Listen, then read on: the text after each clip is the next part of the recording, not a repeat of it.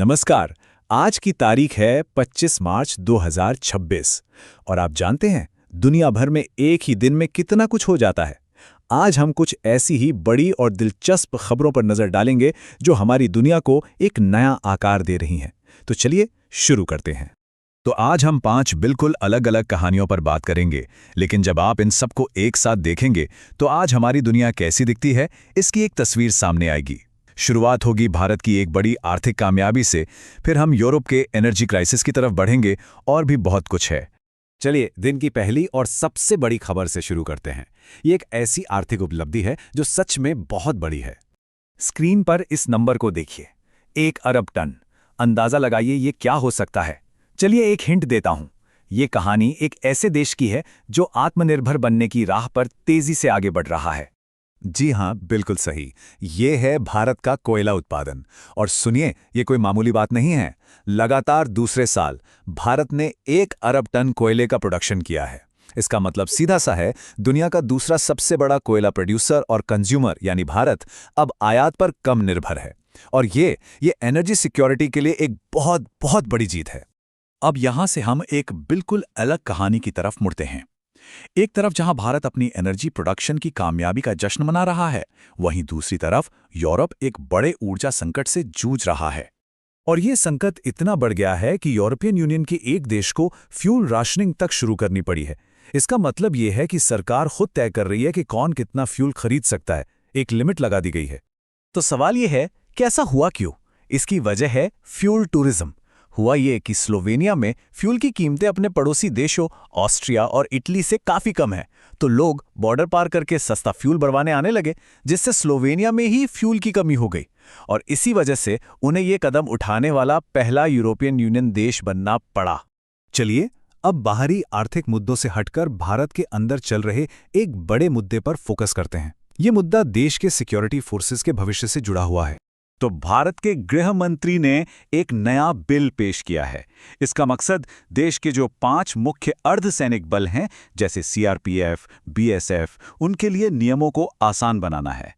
मतलब भर्ती, प्रमोशन और ट्रांसफर के लिए एक जैसे नियम हो, ताकि सब कुछ ज्यादा व्यवस्थित हो और कोई कंफ्यूजन न रहे। लेकिन यहीं पर मामला थोड़ा पेचीदा हो जाता है।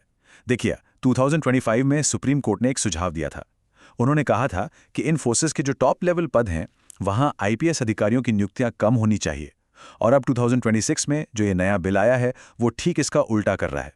ये बिल कहता है कि टॉप पदों को आईपीएस अधिकारियों से भरना अनिवार्य है, मैंडेटरी है। और ये स्लाइड बिल्कुल साफ साफ दिखाती है कि ये कैसे काम करेगा। बिल में सीधे तौर पर लिखा है कि इंस्पेक्टर जनरल के 50% पद, एडिशनल डायरेक्टर जनरल के 67% पद और स्पेशल डायरेक्टर जनरल के 100% पद, ये सभी आईपीएस अधिकारियों से ही भरे जाएंगे। तो ये कोर्ट की पिछली सलाह के जवाब में एक बहुत ही क्लियर स्टैंड है। अच्छा, चलिए अब वापस इंटरनेशनल रिलेशंस पर चलते हैं और ये समझते हैं कि आखिर देश एक दूसरे पर अपना असर कैसे डालते हैं। पहला तरीका जो हम देखेंगे वो है हार्ड पावर। इसका सीधा सा मतलब है सैन्य ताकत और देशों के बीच मिलिट्री गठबंधन। इसका एक बहुत बड़ा उदाहरण है एक्सरसाइज काकाडो 2026। ये ऑस्ट्रेलिया की नेवी होस्ट कर रही है और इसमें भारत समेत 18 से ज्यादा देश शामिल हो रहे हैं। ये सभी देश इंडो पैसिफिक रीजन में अपनी ताकत और आपसी सहयोग का प्रदर्शन कर रहे हैं। और हार्ड पावर से एकदम अलग है सॉफ्ट पावर। इसमें मिलिट्री ताकत का कोई रोल नहीं है। यहां असर डाला जाता है कल्चर, वैल्यूज और आइडियाज के जरिए। इसका एक शानदार उदाहरण है मणिपुर में हो रहा north east India film festival. इस फेस्टिवल में फिल्मों के जरिए इस क्षेत्र के अनोखे कल्चर को दुनिया के सामने रखा जा रहा है। पर यह सिर्फ एंटरटेनमेंट नहीं है। इसका असली मकसद है टूरिज्म और इन्वेस्टमेंट को आकर्षित करना, यानी आर्थिक और डिप्लोमैटिक लक्ष्य साधना। अब हम अपने आखिरी टॉपिक की तरफ बढ़ते हैं। ये एक ऐसा विषय है जो आज की हर खबर को इतिहास के चश्मे से देखने पर मजबूर करता है। 25 मार्च को दास्ता और ट्रांस एटलांटिक स्लेव ट्रेड के पीड़ितों की याद में अंतर्राष्ट्रीय दिवस के रूप में मनाया जाता है। ये दिन हमें इंसानियत के इतिहास के एक बहुत ही काले अध्याय की याद दिलाता है। और यूनाइटेड नेशंस का ये कोट इस दिन के मकसद को बहुत अच्छे से बताता है। बात सिर्फ अतीत को याद करने की नहीं है, बल्कि आज के समय में नस्लवाद और भेदभाव जैसे खतरों के बारे में जागरूकता बढ़ाने की भी है। और यहीं पर हमारे सामने एक बड़ा सवाल खड़ा होता है। आज की इन बड़ी कहानियों को देखें, चाहे वो एनर्जी की बात हो, सिक्योरिटी की या फिर कल्चर की। क्या इनमें हमें इतिहास की वो गूंज सुनाई देती है? वो घटनाएं जिन्होंने हमारी आज की दुनिया को ये शक्ल दी है। सोचने वाली बात है ना।